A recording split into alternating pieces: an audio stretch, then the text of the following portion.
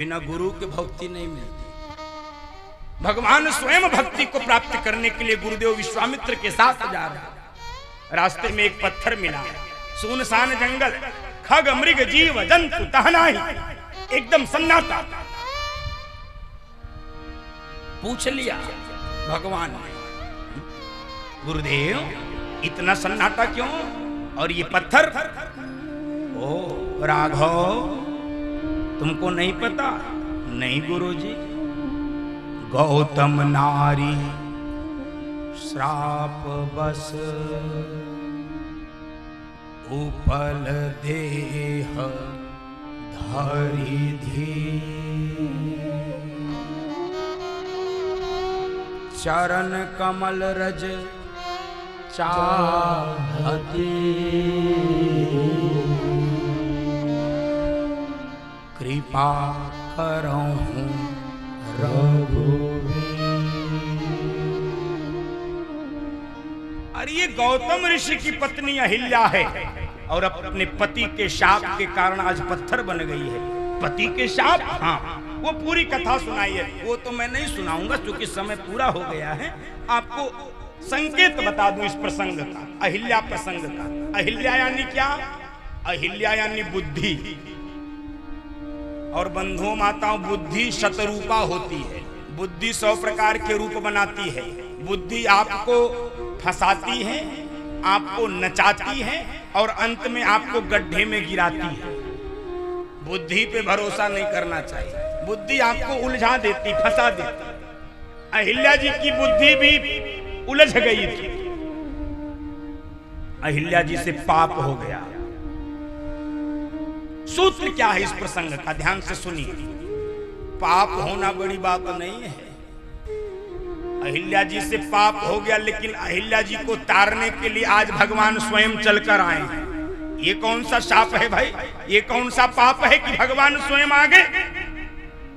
क्योंकि अहिल्या जी ने पाप किया था लेकिन पाप छिपाया नहीं था। पाप छिपाया नहीं था। बंधु माता, पाप यदि हो जाए तो छिपाइए मत।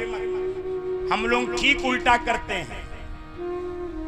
थोड़ा सा छोटा सा पुण्य करते हैं, 100 बार गाते हैं, बड़ा से बड़ा पाप करते हैं, डकार जाते हैं। 10 रुपया दान देते हैं, 100 बार हम चाहते हैं हमारा नाम लिया जाए। और बड़े से बड़े पाप को हम डकार जाते हैं, कोई पड़ोसी भी नहीं जान पाया, पत्नी भी नहीं जान पाती। मेरा निवेदन है, पुण्य गाने से छीण होता है, पाप छिपाने से भारी होता है। पुण्य को कम से कम गाया जाए और पाप को प्रकट कर दिया जाए। पाप को आदमी उल्टा करता है। इतना नाम का भूखा है कि हर जगह नाम चाहता। मरघट में भी हैंडपंप लगवाता, उस पर भी नाम लिखवा देता, मैंने लगवाया। हमारे गुरुजी एक स्कूल में गए तो स्कूल में पंखे लगे थे, तो पंखों में कुछ लिखा था। तो पंखों में प्रिंसिपल साहब से पूछा, ये क्या लिखा है भाई प्रिंसिपल साहब? तो प्रिंसिपल साहब ने कहा, जिन लोगों ने अपने माता पिता की स्मृति में दिया उन्होंने अपने नाम लिखवाए हैं। गुरुजी को हंसी आ गई। बार संसार, इनके माता पिताजी जीते जी संसार में झूलते रहे और मरने के बाद पंखा में झूल रहे। नाम का भूखा है व्यक्ति, नाम का भूखा है। जो है नाम वाला वही तो बदनाम है। नाम नहीं, काम करो भैया।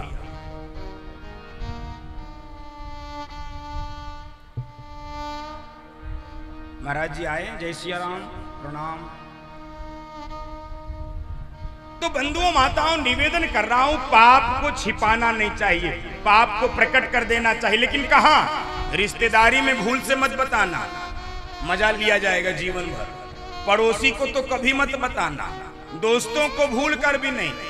पाप हो जाए तो किसी गुरु के चरणों में बैठ के, किसी संत के चरणों में बैठ के, जिसके प्रति भी आपकी श्रद्धा टिकती हो, विश्वास जमता हो, उसके चरणों में बैठकर कह दीजिए, चाहता तो नहीं था लेकिन ये पाप हो गया, क्षमा करिए। बंधुओं माताओं, यदि पाप आप प्रकट कर दोगे तो दोबारा पाप करने से बच जाओगे। ये मेरा आपसे निवेदन है। ये व्यासपीठ की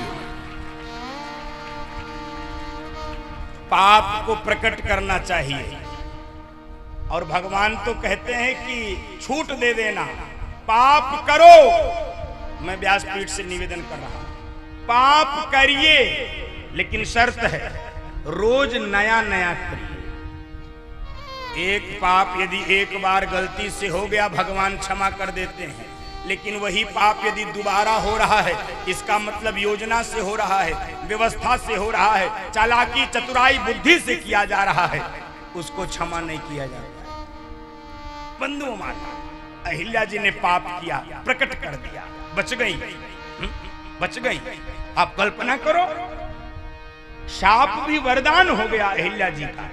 जब अहिल्या जी को भगवान ने स्पर्श किया और अहिल्या जी प्रकट हुई, तो अहिल्या जी अपने को धन्य मान रही। क्या कही?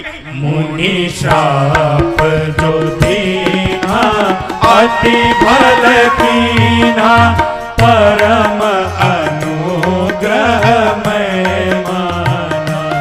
मुनि श्राप जो दीना अति भल कीना, परम अनुग्रह मैं माना।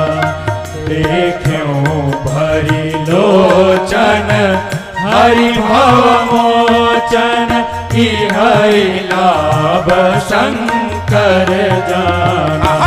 देखूं भरी लोचन हरि भव मोचन, इह लाभ शंकर जाना। अहिल्या जी मुक्त हो गई हैं, भगवान ने स्वयं आकर मुक्त किया है। इसलिए सूत्र है इस प्रसंग का, पाप छिपाइए मत, प्रकट करिए। और पाप का